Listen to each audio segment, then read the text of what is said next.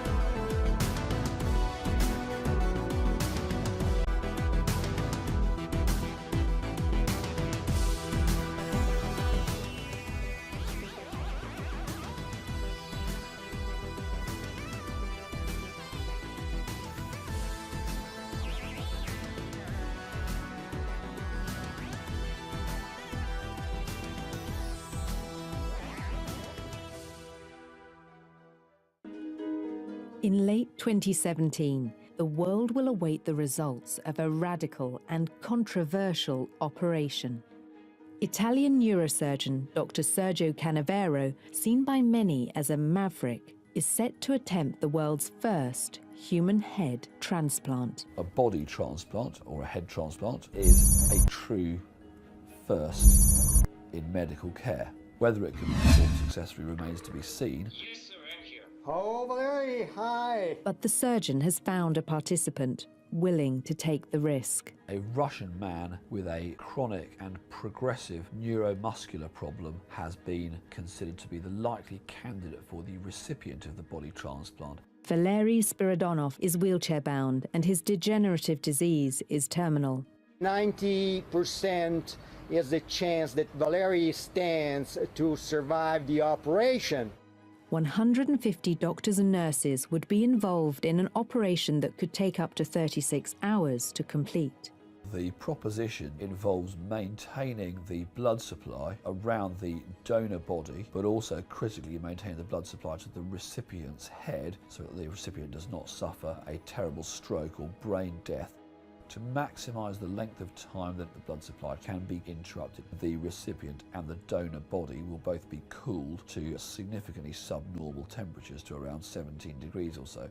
Once everything is cooled, then the donor body will be slowly dissected from the donor head, and at the same time the recipient head will be freed of its minimally or non-functioning old body. Critically, it involves cutting the spinal cord and grafting the donor spinal cord in the donor body onto the recipient's spinal cord and brain. Doctors will have less than 60 minutes to reattach the head. The spinal cord is to be glued together, followed by some hardware to screw the spinal column together, and then the muscles will be reattached. The patient will be kept in a coma for 6 weeks, presumably to allow the spinal cord to heal or knit together. The procedure, which seems the stuff of science fiction, has been met with concern and scepticism by the medical establishment. In theory, every step of it can be done, and there are some steps of it that are done routinely, but a spinal cord has never successfully been reattached before.